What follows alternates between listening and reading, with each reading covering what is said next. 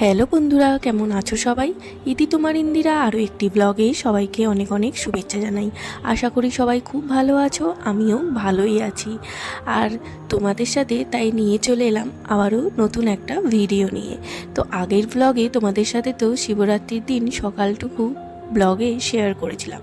তারপর ওই যে বলেছিলাম মেমারির উদ্দেশ্যে রওনা দেব, তো চলে এসেছি মেমারি। তো দেখো বাবা সোমেশ্বর তলায় কত ভিড় হয়ে গেছে সকাল থেকে। তো বেশ তাড়াতাড়ি আসার চেষ্টা করেছিলাম, কিন্তু পৌঁছতে বেলা 12টা বেজেই গেছে। কি আর করব, এই বেলায় তো বাবাকে সেবা করব, ও বেলায় বাবার মাথায় জল দেব। যাই হোক, চলো এখন রেডি হয়ে মন্দিরে যেতে হবে।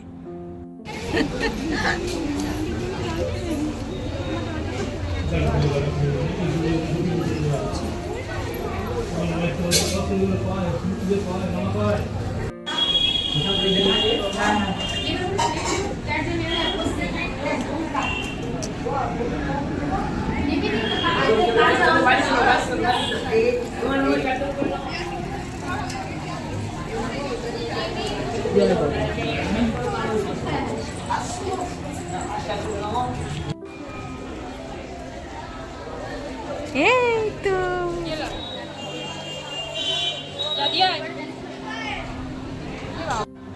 আমার ঠাকুর মানে আমার গোপালের ব্যাপার তো তোমাদেরকে তো সকালেরটা শেয়ার করেইছি। তো সেই ঘটনাটার সাথে আমি ঠিক এখনকার যে ঘটনাটা সেইটা মেলালাম। আমার কোলে তোমরা যে বাচ্চাটিকে দেখলে সেটা হচ্ছে আমার জ্যান্ত গোপাল। ওর মা মহাদেবের মাথায় জল ঢালতে গেছে, তো আমার কোলেই অজান্তেই দেখলাম চলে এলো দিতে। তো আমিও নিয়ে নিলাম, আর কি সময় কাটালাম আমার জ্যান্ত গোপালের সাথে। আমি তো প্রথমে গোপালই ভেবে ভুল করেছিলাম। যাই হোক, বাচ্চাটি কিন্তু আমার কোলে ভালোই ছিল। তো তোমরা তো দেখে নিশ্চয়ই বুঝতেই পারলে, এক ফোঁটা কান্নাকাটি নেই, একটুও কোনো দুষ্টুমি নেই। ওর মা তো অবাক হয়ে গেছে বেরিয়ে যে আমার বাচ্চা এত ভালো ছিল। যাই হোক, চলো তোমাদের মন্দিরের চত্বরটা একটু ঘুরিয়ে দেখিয়ে দিই। প্রচণ্ড ভিড় হয়েছে। আর ওই যে মায়ের মূর্তিটা, ওটা হচ্ছে মা শীতলা মায়ের মূর্তি। আর পাশে ষষ্ঠীতলায় তো আমি দাঁড়িয়েই ছিলাম। যাই হোক, এখন বাড়ি থেকে ফ্রেশ হয়ে আমি লাইনে দাঁড়িয়ে রয়েছি। এখানে আমার লাইনে দাঁড়ানোর জন্য অনেককেই বলেছিলাম, তারা জায়গা করে রেখে দিয়েছিল। আর আমার দুই সখী তো আসবে, তারা এখনও এসে পৌঁছায়নি। তাদেরকে ফোন করে আমি বলে দিয়েছি যে আমি অলরেডি ঘর থেকে রেডি হয়ে একদম লাইনে দাঁড়িয়ে রয়েছি, তারা যেন তাড়াতাড়ি চলে আসে। মনীষা চলে এসছে, আমরা সবাই লাইনে দাঁড়িয়ে আছি আজকে।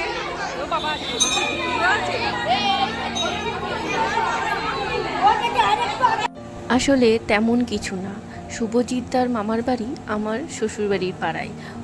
তো মামার বাড়ির একজন ফ্যামিলি মেম্বার আমাদের সবার জন্যই নাকি জায়গা রেখেছিল। অবশ্য আমি রুবিকে বলেছিলাম একসাথে জল ঢালবো, তো আমার আর মনীষার জন্য পারলে জায়গা রাখিস, কেননা কোনো ভরসাই ছিল না আমি আসলে জায়গা করে উঠতে পারবো কিনা লাইনের। তো যাই হোক, কোনো রকম করেও ছিলাম, পরিচিত ছিল, সে রেখেছিল। তো সেই মতোই আমি দাঁড়িয়েছিলাম। তো দাঁড়ালাম তো একসাথে সামনাসামনিই দাঁড়ালাম। তো মা সেই যে রেখেছিল জায়গাটা, সেই জায়গাটা একদম এক দুজনার আগু পিছুতেই। তো কী আর করা যাবে, তো কোনো প্রবলেম নেই। মাঝখানে যারা ছিল তাদেরকে বললাম, তো একসাথেই আমরা ঢুকে গেছি। তো এই হচ্ছে ভগবানের আর কি মিল করিয়ে দেওয়ার সুযোগ এক একটা দিয়ে দেয়। তো এইভাবেই আমরা একে অপরের পরিপূরক হয়েছি। তো যাই হোক, চলো এখন আমাদের জল ঢালা কমপ্লিট, সেটা তো তোমরা দেখে বুঝতেই পারলে। এখন মনীষা চলে গেছে বাড়ি, কারণ ওর মেয়েকে নিয়ে আসতে পারেনি, মেয়ে রয়েছে ঘরেই। তো ওই ভয়ে তাড়াতাড়ি চলেও গেল। বাচ্চা মেয়ে এই ভিড়ে আনা সম্ভব না একা একা, তাই ও তো চলে গেছিলো। আর রুবি আর আমরা, রুবির ফ্যামিলি নিয়ে এসেছিল, ওই কারণে অসুবিধা হয়নি, ওর ছেলেকে নিয়েই এসেছিল। যাই হোক, এখন তো ঘরে ফিরছি। ঘরে ফিরে আবার একটু ফ্রেশ হয়ে একটু সায়ন্তর সাথে বেরোলাম। সঙ্গে নানুও ছিল। সারাদিন কিছু খাইনি, আর এখন খেলাম এই মায়ের করে দেওয়া সুজিটা। সবার অজান্তেই গতকাল নির্জলা উপোসেই ছিলাম। আর ওই সন্ধেবেলায় বললাম মায়ের বানিয়ে দেওয়া সুজি খেয়েছিলাম, আর রাত্রে খেয়েছিলাম মামনি মেখে দেওয়া সাবু। যাই হোক, আজকে সকালবেলা আমি নানুকে নিয়ে চলে এলাম আবার মহাদেবের মন্দিরে। সকালবেলায় এসেই মন্দিরটা বেশ দেখে খুবই খারাপ লাগছে। আগের দিন এই মন্দিরেই কতই না ভিড় ছিল। আর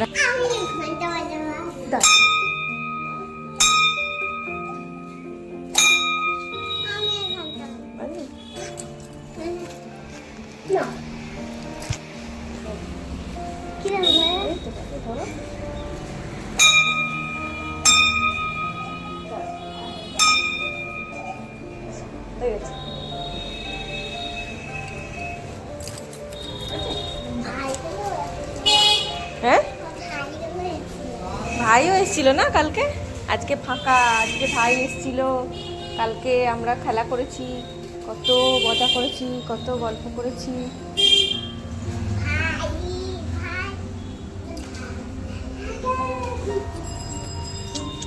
টুকি, নানু টুকি, টুকি, টুকি। সত্যি একটা একটা করে দিনগুলো কেটে যাওয়া খুবই কষ্টের ব্যাপার। তো আমি সকালবেলা তো নানুকে নিয়ে এলাম একটু মহাদেবের মন্দিরে প্রণাম করতে, আর সাথে গঙ্গা জল নিয়ে এসেছিলাম। তোমাদেরকে তো বললামই, কাল সকালবেলায় কাটোয়ার গঙ্গা থেকে জল তুলে এনেছিলাম ওই জেঠিমাকে দেবো বলে, মহাদেবের মাথায় ঢালার জন্য পরে। যাই হোক, বাড়ি চলে এলাম খেয়ে দিয়ে। এখন এই যে এদের কীর্তি দেখো দুজনের, একে অপরের ভালোবাসা যেন আনন্দে আর ধরে না। আজকে ফিরে যাচ্ছি কাটোয়া। আজকে 1 মার্চ, ঠাকুর রামকৃষ্ণ পরমহংসদেবের জন্মতিথি। আজকের দিনটায় অনেক প্ল্যান ছিল, কিন্তু সেগুলো আর পূর্ণ করতে পারলাম না। সেটা ছিল কাটোয়াতেই, রামকৃষ্ণ আশ্রমে। যাই হোক, যাব ভেবেছিলাম, কিন্তু সায়ন্তর ডাক্তার দেখানোর জন্য আমরা বাধা পড়ে গেলাম। এই ডাক্তার তো দেখাতেই হবে, এখানে এসে একটু শারীরিক চেক আপ না করে নিলে ওখানে গেলে শরীর টরীর খারাপ হলে খুবই সমস্যার মধ্যে পড়তে হয়। যাই হোক, চলো এখন আমরা বেরিয়ে পড়লাম কাটোয়ার উদ্দেশ্যে। ডাক্তার সায়ন্তর দেখানো হয়ে গেছে, দুপুরেই ডাক্তারটা দেখানোর ছিল।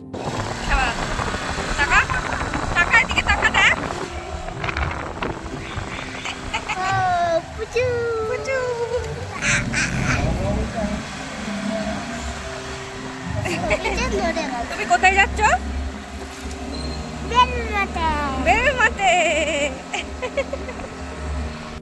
হ্যাঁ, আমাদের সাথে নানুও যাচ্ছে কাটোয়ায়। অনেক দিন পর এই ইচ্ছেটা পূর্ণ করতে পারলাম।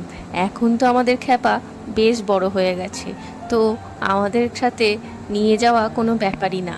আর ও আমাদের সাথে দেখি অনায়াসে চলে যায়। আর ওই যে বলল বেলুন মঠে যাচ্ছে, আসলে ওটা একটা প্ল্যান রয়েছে। অবশ্যই সেটা তোমাদের সাথে কোনো একটা ভ্লগে শেয়ার করব।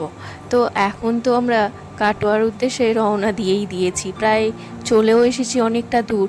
আর ওদিকে নানু ওঠার সাথে সাথেই গাড়িতে হাওয়া পেয়ে একদম ঘুমিয়ে কাদা, সঙ্গে করে আবার পুচুকেও নিয়ে এসেছে।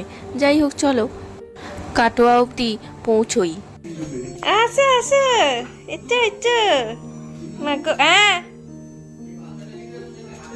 হ্যাঁ হ্যাঁ, এটাই সেটা।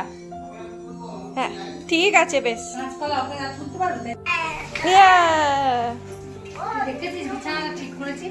হ্যাঁ বাবা, আচার আচার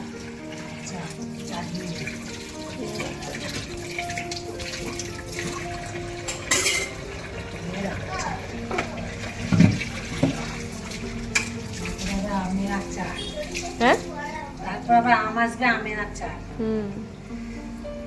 এখন সিজনে কুলের আচার হচ্ছে, এরপর আমের আচার।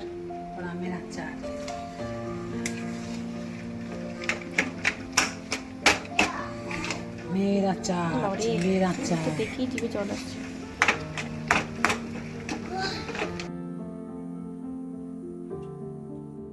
এখন থেকেই বেশ গরম গরম ভাব চলে এসছে। যাই হোক, এখন দুপুরবেলায় স্নান টান করে আমি এদিকে মাছ ভাজা খাচ্ছিলাম, আর সায়ন্ত ওই ফাঁকে ভিডিও করে নিয়েছে। ভালোই হলো, একদিকে ভ্লগের মধ্যে দিয়ে দিলাম।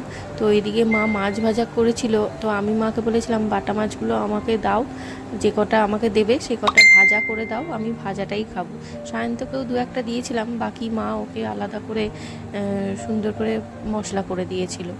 তো চলো, দুপুরে তো খাওয়া দাওয়া করে জমিয়ে একটু ঘুম দিলাম, সাথে ওদিকে নানু খেলাধুলো করছিল আর ওকে ডিস্টার্ব করিনি।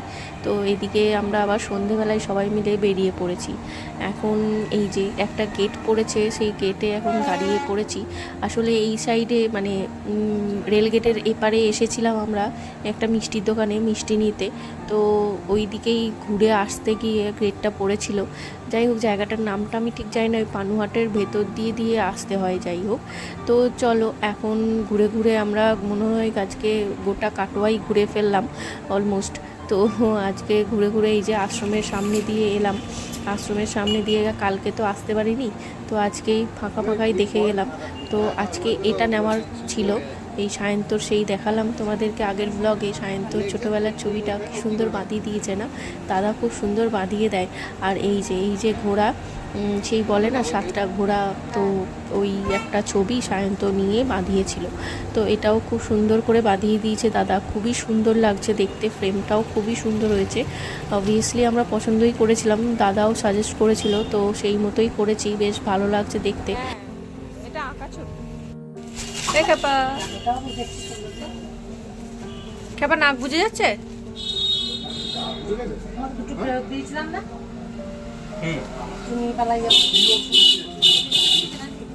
ওর মনে হয় ঠান্ডা লাগার মতনই ওষুধ কিছু। কি নিলে আবার? কালো? ভালো করেছে। কালো নেই আমাদের, না কালো নাই, সাদা আছে প্রচুর, সাদা কালো। মুখটা মুখটা করিয়ে দিল। খ্যাপার আসলে প্রচণ্ড ঠান্ডা লেগেছে, ওই কারণে ওর মুডটা আজকে একটু অফ রয়েছে। যাই হোক, চলো এখন বাড়ি ফিরছি। তো তোমাদেরকে পার্সোনালি বলে দিই, যারা যারা রয়েছো শুভস্মৃতি রোডে ছবি মহলে গিয়ে অনায়াসে নির্দ্বিধায় ছবি বাঁধাতে দিতে পারো। ফটো থেকে শুরু করে ছবি আঁকা সব রকমই, আমি তো ছোটো থেকে তাই করি, তো খুব সুন্দর দাদা করেও দেয়। যাই হোক, আজকের মতো ব্লগটা এখানেই শেষ করছি। তোমাদের কেমন লাগলো অবশ্যই জানিও, ভালো লাগলে লাইক করো। সবাই খুব ভালো থেকো, দেখা হবে আবারও পরের একটা ব্লগে।